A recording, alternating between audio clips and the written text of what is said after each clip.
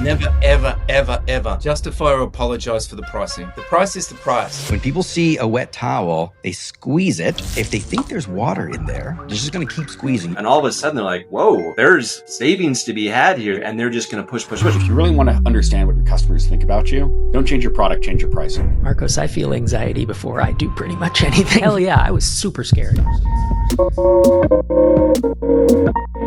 Most founders don't have a pricing problem. They have a confidence problem. They know they're creating value, but they're not sure how to capture it, how to structure it, or how to defend it when the customer pushes back. Over the last season, we've sat down with founders, operators, investors, and pricing experts to find out what actually works. Consider this your cheat sheet. I want to hear how you were able to help entrepreneurs who are trying to grow, trying to sell their product, trying to get those first 10 customers.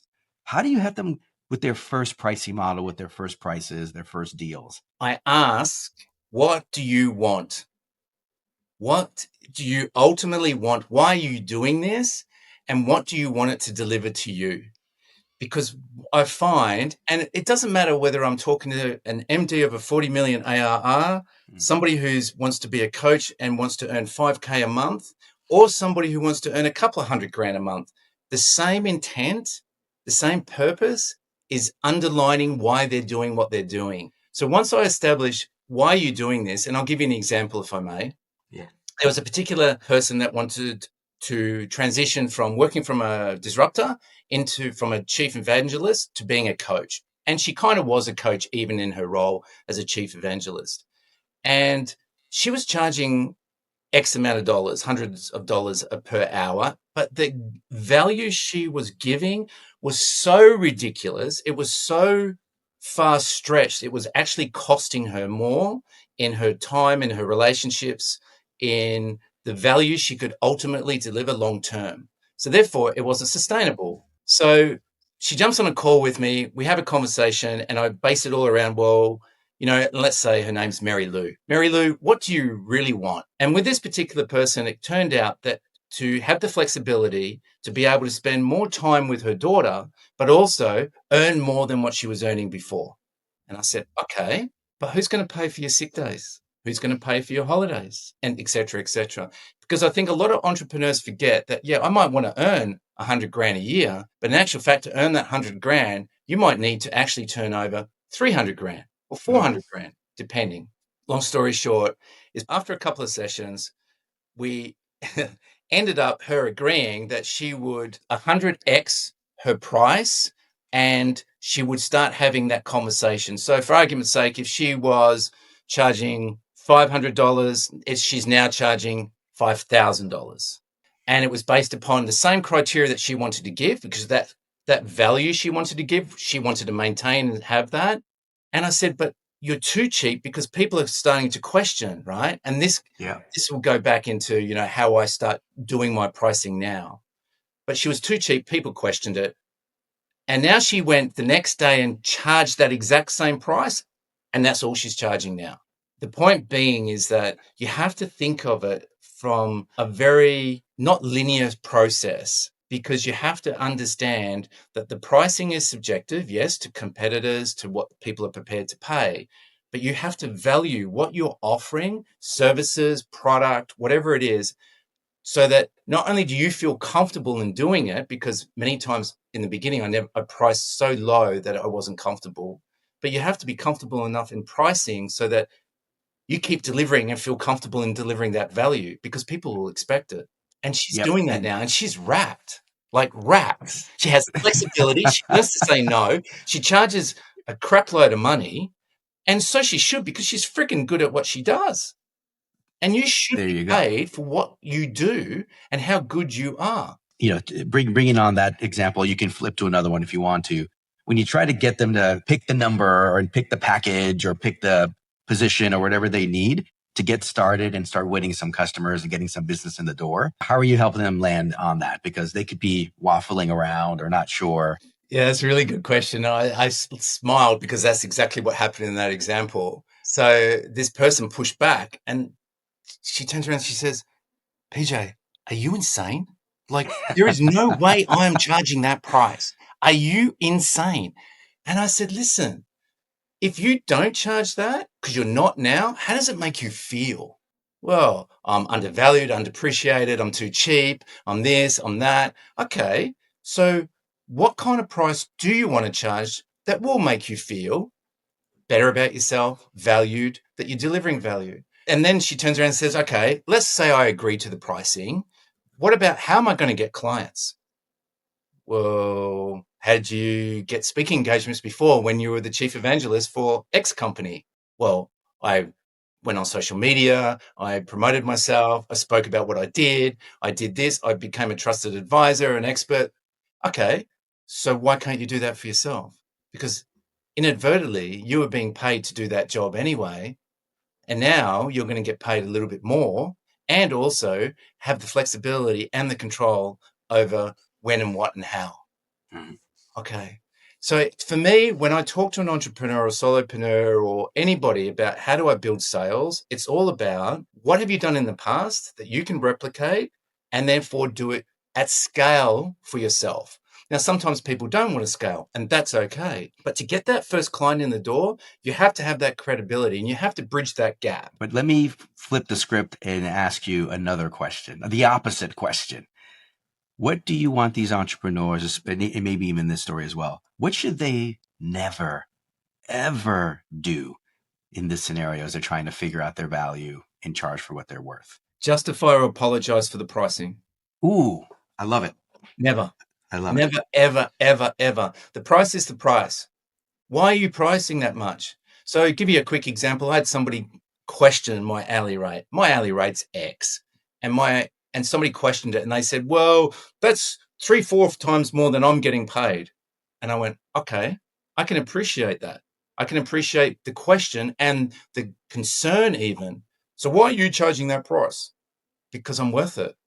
Because I can deliver what you're asking if you and I have a conversation and if you and I apply each other's skill set together, because together we can move forward. And it was funny because he turned around and he said to me, listen, PJ, he goes, you're charging an exorbitant amount of money compared to everyone else. And I said, but that's my differentiator because I'm not everybody else.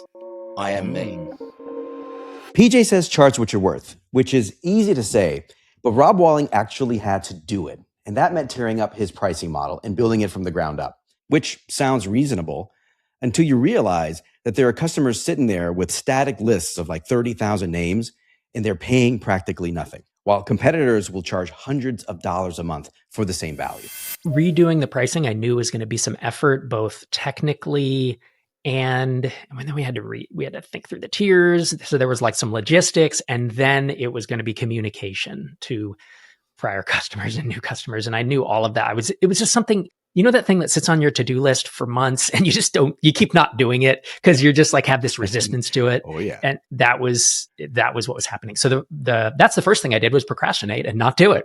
The second thing I did was like after a month or two, I was like, oh, I know this is a problem. And I took a weekend and just kind of got up the gumption to I had some coffee and like sat down and I mapped out everything. I was like, this is what I think the pricing should be, and it was 2,500 subscribers at $49 a month and 5,000 to $99 a month. It was just kind of mapped it out.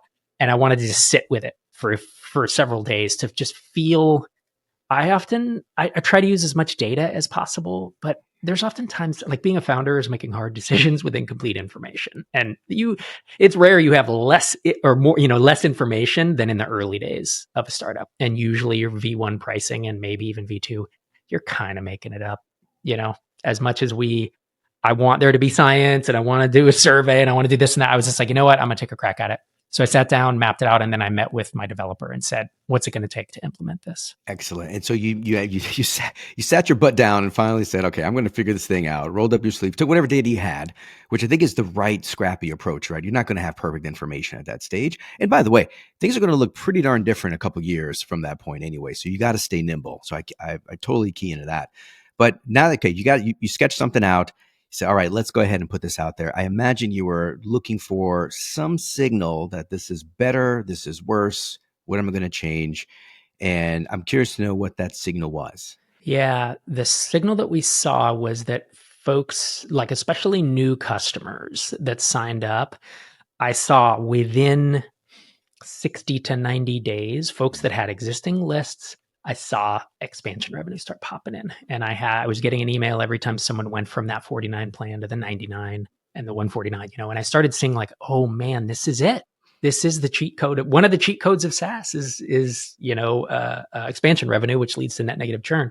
And I had never owned a SaaS company that had net negative churn before. And that's, we didn't see it within 90 days, but we saw expansion revenue within, 60, 90 days. And then further out, we eventually did hit net negative churn in most months. So I got to get this, because it took courage to put that out there and wait and see if this thing was going to work. What I see in a lot of founders out there, or even just folks that are SaaS operators today, is that they know they should probably change it, but they're kind of nervous. Like they're scared. Oh man, I'm going to kill my momentum. I'm going to, customers are going to leave me and churn or whatever it is. And so I want to ask you, how did you feel? Did you feel any anxiety or any nervousness before rolling it out, and how'd you overcome it? Marcos, I feel anxiety before I do pretty much anything. Like that's just how I'm wired. Hell yeah, I was super scared. And in fact, one of the most common advising calls that I do with founders I'm invested in is pricing. And it is telling them, usually it's either raising or adjusting. There's a value metric that's off. There's something that's just not working. And finding pricing that's probably 80 or 90% correct, I find it's not as hard as it sounds. The hardest part is I do coach the founders on, you're going to be really stressed and you're not going to want to do this. Like I'm going to not talk you into it, but I'm going to help talk you through it is probably a better way to say it. You will feel anxiety. Fewer people are going to be mad than you think. I've seen this dozens, if not hundreds of times that people changing pricing. So that's the long answer. The short answer is, yeah, I was pretty stressed about it. But I knew it was just one of those things where I knew I had to do it. And so I just said, and I told the team, our team was probably 3 or 4. It was probably 3 people at that point, tiny, but I told everyone we were doing it. So then I'm the boss. I have to do it now. I can't back out. It was a nice forced accountability to be like, let's implement this. And then the other thing that helped me actually was I sat down and I wrote a blog post and an email to all the customers and prospects. And I worded that in a way of like, here's what we're doing and here's why this is justified. And if you have questions, get back to me. And that actually was a bit cathartic. It helped me be like, oh, this is actually a pretty reasonable thing. I'm not being a jerk here, And even through that, of course, you get, a couple people that are pissed off, right? And they email you huffy things. I can't believe I'm changing to blah, blah, blah, which they never do really. They're going to switch and it's like, no, you're not. So it was stressful. It was more stress leading up to the moment. And then once we did it, it was actually not nearly as stressful as I thought it was going to be. Being scared to make a big change is normal. It's human. But before you can confidently raise your prices, you need to answer a more fundamental question. What value are you actually creating? Let's walk through perceived value versus economic value. What does all that stuff mean? You have a product, it does 2 things. The one thing it does is this creates this concept of total economic value. So which basically means, what are you doing with this product and how is it calculating, how is it creating value for your customer? So for example, let's say for you are a company that sort of sells the software that helps power plants run. Okay. And you're more efficient than your competitor. How much more efficient are you? How much, are you 40% more efficient? Are you 50% more efficient? Do you have less downtime with your equipment or with your software? Do you have more efficiency? Are you more sustainable? So the concept of total economic value basically say that, hey, you have to quantify the value you create for your customers. When people say value-based pricing, sometimes they sort of say, oh, that, it means what my customer is willing to pay. No, it basically means you got to quantify, first of all, how much value you are creating for your customer. And it could be millions of dollars. Sometimes as a business, you're creating millions and millions of dollars of value for a customer. So that is the concept of total economic value, which is what is the higher end of the value that you're creating for your customer. Yeah. So what is it, like intangible dollars and cents? Like what is this thing? In tangible dollars, in cost savings, in revenue that you're making for them, in efficiency that you're creating for them. And there's always a way, especially in B2B, there's always a way to quantify that value. Like, hey, how many hours are you saving them? How much more revenue are you creating for them? Is it more efficient? Are you 20% more efficient? What does that really mean in terms of cost? So, and there is a mathematical way to do it, right? Like you basically take, your inputs, you apply some level of, hey, that my product does this much better, then you quantify it. So that's your total economical value. So you say, hey, okay, my Okay, so product that's the ceiling. is the Is the way ceiling you put of it. my Okay, product creates $10 million worth of value for you every year. That's your Got total it. economic value. Now comes into this notion of perceived value. So what does your customer perceives that value at? Like, hey, they're obviously not going to pay you $10 million, but they're willing to pay you $1 million for it, right? So we always say the value capture in value-based pricing is somewhere around 5 to 10%, maybe as high as 20% in some cases. So that's where your perceived value sits, as to what your customer is willing to pay for that value compared to the economic value, right? And those are different. Yeah. And those are different. Yeah, those are two different. This is the Got it. total economic value, which you're generating for the customer, and this is what the customer is willing to pay you for, right? Out of that total value. And sales role is to make sure that you try and capture that perceived value day in, day out. Like, hey, you're going to get your customer as high in that perceived value or as close.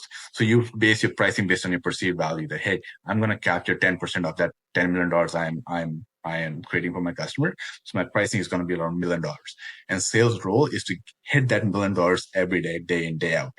Close enough. And some days they'll probably use some discretionary discount and bring it down, but that's their job. Now there's that, and there's the total economic value, and there's this big delta in between that you're creating for the customer. That's surplus for them. That customer is basically cashing in on that $9 million that they're saving. Basically, this is where marketing comes in. Yeah. Marketing's role in this is to raise that floor. They know the ceiling, they know the floor, and now they gotta make sure that they close the walls in, basically. And that's where marketing's value is, to basically say, hey, how can I increase the perceived value of this product? And you increase the perceived value of the products by doing all the traditional things as showing your value, customer success stories, creating ways for them to use your products. This is what customer success really means, right? This is what customer success, like, how do you make in the SaaS world, you talk about customer success a lot. Customer success teams, the role of that customer success team is to make sure that you maximize the value you are generating with your software, with your service, right? And that's marketing's and customer services role, to bring that value up, the perceived value from $1 million to $1.5 million to $2 million, so that you can. And then the product's role is to keep increasing to make the product better, to keep raising the ceiling on that economic value. So, hey, The top side. Got next it. year, Yep. our software is gonna, Yep. like, Snowflake was talking about how they're sort of making the product more efficient next year or something, like right now. So they're basically increasing the ceiling of their product, right? They're basically saying, hey, my product's gonna get delivered incremental value next year. So they raise the ceiling, and marketing and customer success is going to make sure that the floor keeps moving, and you have finance who basically is covering its costs, and that's basically value-based selling in a nutshell, and that's how it was designed. Knowing your value is one thing. Getting customers to actually pay for it is another. And that starts with how you package it, not just what you charge. I think people spend their time not in the best way. Like I think they spend 80% of their time thinking about price levels and 20% thinking about packaging, when I think the best way is they really should be flipped. You should be spending most of your time thinking about what we're selling and how we're selling it.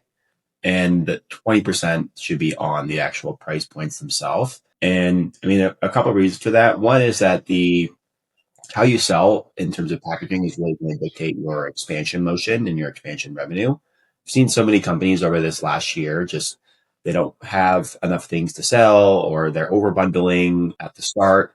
How you package is really going to dictate how much customers buy from you later.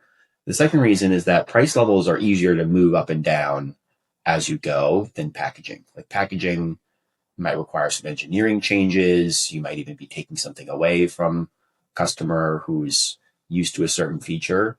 So nail the packaging first. The price points you can hone in on later. That's the big unlock then. It's like, hey, instead of 80-20, 80 on the price, 20 on the package, flip that, right? And spend most of your time on the package. Get that, whatever that structure, those tiers, what's in, what's out, get all that right. And then you start focusing on the price. And like you said, that stuff can move up and down as you learn and get data and information, or as whatever, the product gets better. I mean, all those things factor in. So the guy who comes up to you and says, look, what if we just do bronze, silver, gold, and just be done with? Like, who cares? Like, what's the big When you're saying, packaging is not getting enough attention, what's really going on here? What are people missing? What they're missing is they're not understanding what customers, how they actually land with their product. Like when the prospect signs up, what is the minimum core things that they need to be successful? No more, no less. I think the temptation is, let's just give them everything or overserve them because we think that adds more value. And really it doesn't, because they end up just undervaluing them because they're paying for them or not using them.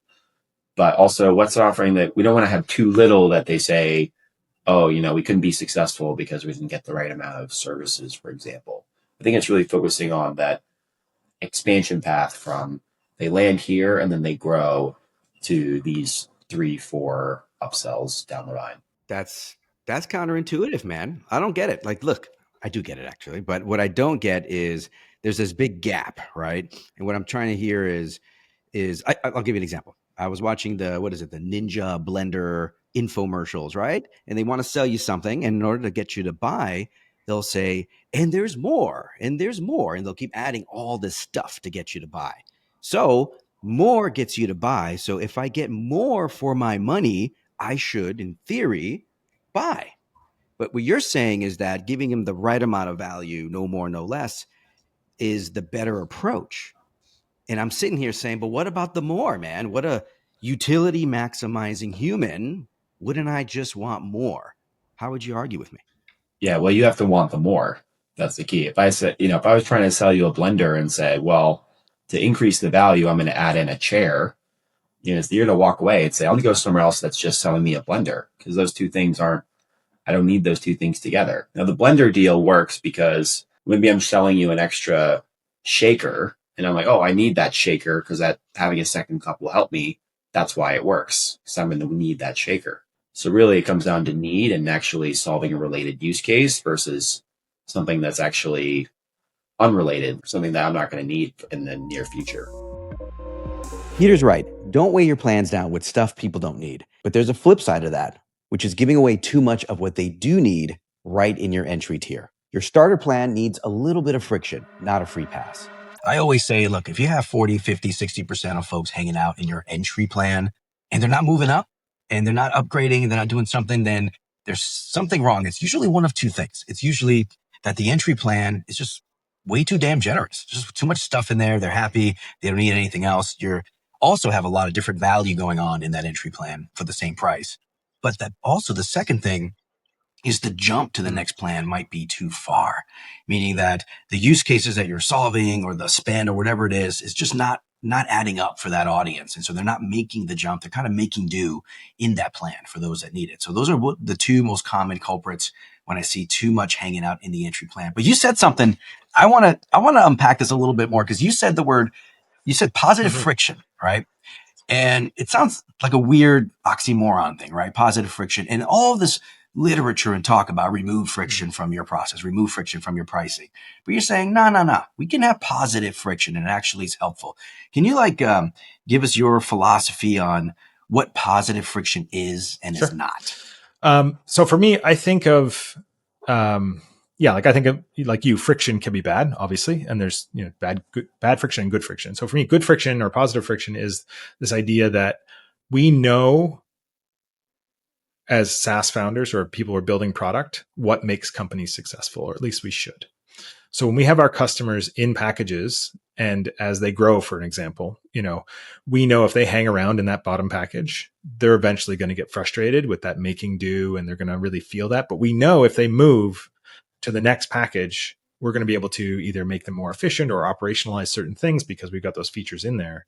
And so my philosophy on that is that we want to understand when that tipping point is, and then insert some limits to actually force the issue, right? Almost force the issue so that they understand that, okay, well, I'm at 100 of these things now, and that means I'm probably at this size of a company or at this size of complexity.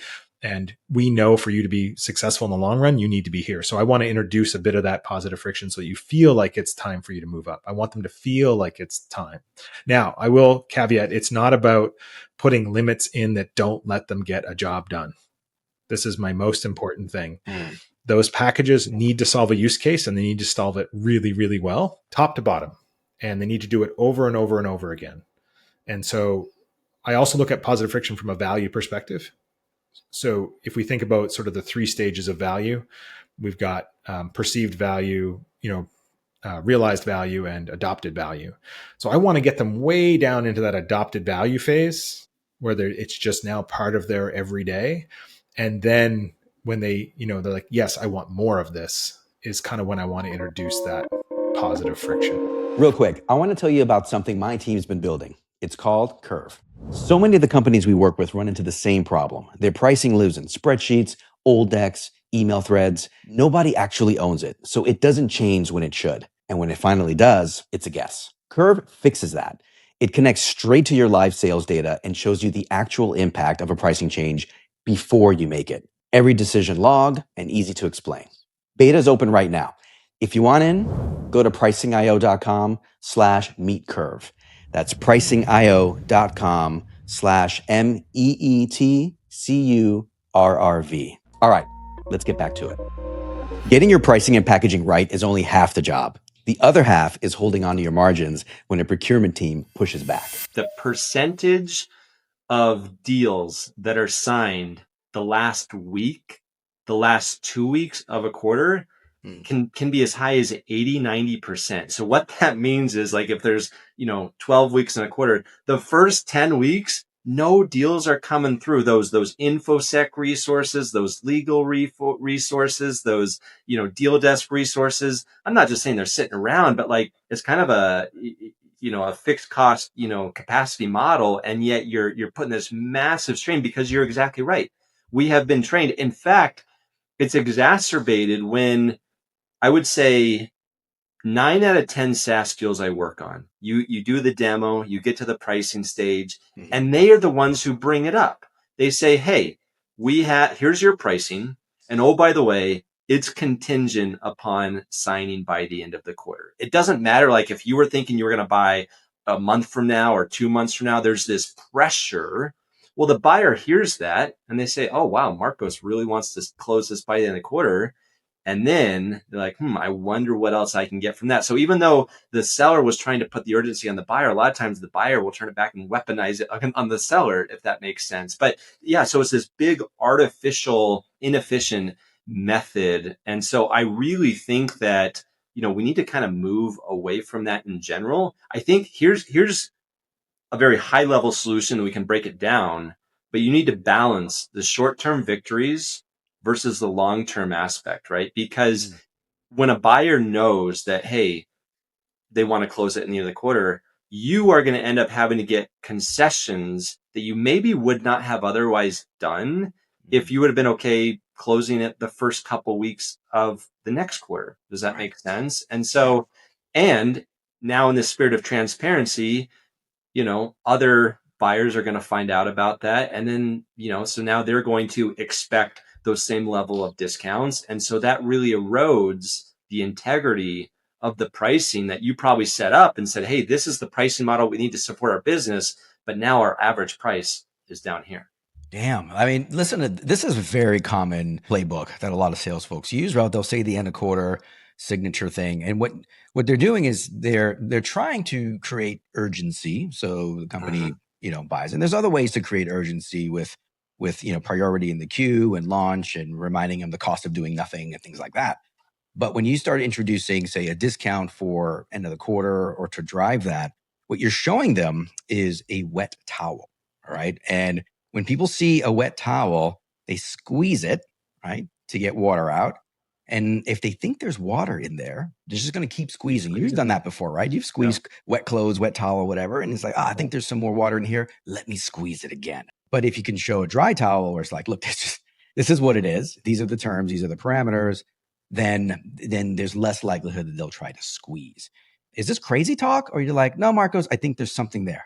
No, that is exactly right. And in fact, some companies, Marcos, are doing this correctly. Okay. So Tropic, put out a report. It was pricing variability for top suppliers, normalized for volume, everything like that for the first half of 2025. And they're, a company like, Datadog, like the pricing variability, the line's almost touched, meaning like, they're not making these interesting concessions. I haven't seen obviously what their revenue model looks like, but I'm guessing it's not a hockey stick. My guess is it's very consistent, very efficient, that sort of a thing.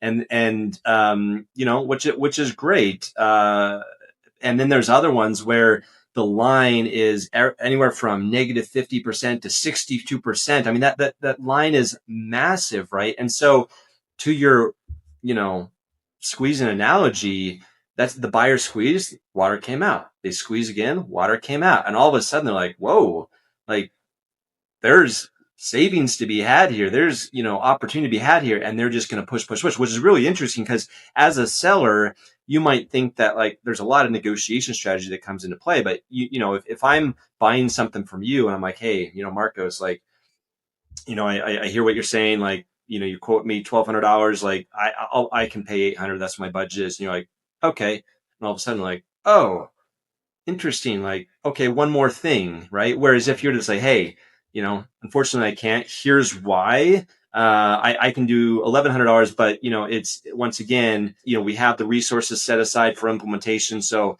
I can only do that if you're ready to go next week, because that way we can get you up live and going there, that sort of thing. All of a sudden I feel like, oh, okay, like I asked for this. He responded here. There's not any more, it's like a dry towel here, especially because there's this contingency that benefits me and I can move forward there. Right. So I do think that there's a lot of signals. Once again, you can call me the boogeyman, that's fine. But once again, you kind of created the monster, right? And we're doing it because we've been trained that it works. I think that's exactly the case here, is that the sales reps are creating the monster they're fighting. They're creating the boogeyman and then having to do all these, unnatural things to try to get a deal done. So for me, sometimes I think quota makes crazy behavior.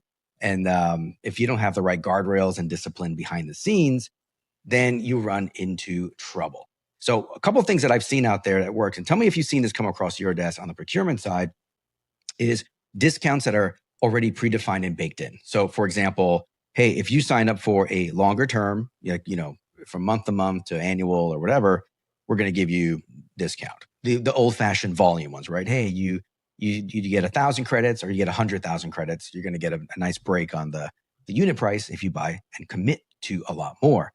Another one here is if you do a specific bundle. Hey, if you buy these products A and B, we're actually going to give you a nice break in buying both of those together, right? So those are some of the things where it's baked, it's understood. There's sort of this kind of give, get, or reward mechanism of saying, hey, look, I want this behavior, multi-products, longer terms, more volume, and I'm going to reward for that in my discounting structure. But a lot of the sort of, fly by night, hey, I'll give you 25% off if you sign tonight, and all these kind of weird things, you want to keep those to a minimum.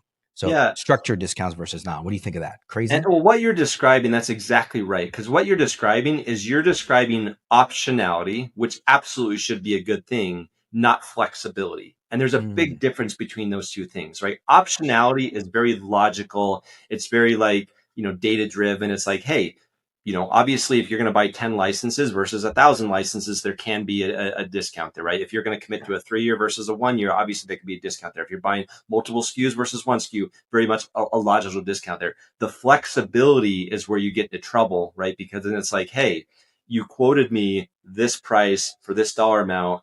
I'm asking for that same quantity. That I'm not changing any variables. All I'm asking for is the price to change. And that flexibility is where, companies start to get into trouble. But when you lack this discipline, when there's exaggerations, when there's, maybe very fluffy ROI numbers, when you are forcing the buyer to kind of haggle with you to get the best price, all of that erodes trust. All of that erodes credibility. Having that trust, that credibility, and that pricing discipline will be a competitive advantage and become increasingly more so in the very, very short future. Strong pricing isn't about negotiation tactics. The best companies make the pricing conversation easier long before the buyer ever talks to sales. How do you view brand and pricing? Well, I can start with an anecdote that Shannon has probably heard me say thousands of times. I forget where I first heard it, but essentially one of the ways that I think about that relationship is that An RFP, or a request for proposal, a typical process that people follow in the B2B space. An RFP is just a logical justification for an emotional decision that you've already made. And so I think where brand comes in is that brand is a piece that is causing you to have that emotional decision. And then the pricing piece and the packaging piece and the features and all those different checkboxes become the logical justification for the brand piece that it's kind of already won your heart over. And so it's kind of that heart versus mind mentality. And Shannon and I love to start with the heart, and we think the heart is kind of what wins. Right on. Shan, you completely agree with that? I see you nodding. Yeah. No, definitely. I completely agree. It makes me think too of, I worked at a cybersecurity company called Dashlane for about 4 years as well, in their marketing and creative department. And, something that brand also really helps influence is the sort of hidden buyers of your product, especially if you're talking about B2B SaaS. Often your buyers aren't your end users. And and your end users care about different things than your buyers care about. And so Dashlane is a password manager, and I think it is still the most intuitive, user-friendly, most beautiful, best designed out of our competition. And when you're talking about, our buyer was our IT managers. And so our buyer is thinking about specs, they're thinking about integrations, they're thinking about SOC 2 compliance, they're thinking about all these things that me, as like the editorial director in the marketing department, I don't care at all about those things. I care if Dashlane is going to ruin my workflow because it's popping up, or it's doing something buggy, or it's making my Chrome crash, or whatever. And so something that brand also really helps with, and you cannot underestimate the power of how miserable that IT person's life is going to be if everyone at the company hates the thing that they just shipped to the whole company, right? And it's not just cybersecurity stuff. Like, this applies to all SaaS software. They're the end user and the buyer, not the same person. And so if they don't want to hear it all day long on Slack, and if I, as the end user, have an emotional attachment, sorry, Microsoft, if somebody tried to give me Teams instead of Slack, I would riot. And that's a brand decision, right? Like, yes, of course, like the functionality is slightly different, but it's a brand decision. And so when your end users are actually super influential to your buyer, even if they're not in the conversation, they're not on that sales call, and your buyer isn't necessarily like talking to you about them, like, brand is doing sneaky work for you in the background in that way. Brand can carry you a long way, but eventually reality checks in, often right when you're forced to rethink the whole business model, price included. I got to ask you this, because you pivoted like 5 freaking times in that company, right? People listening here are probably wondering, how do I pivot? How do I do it right? What can I learn from someone who's done it multiple times?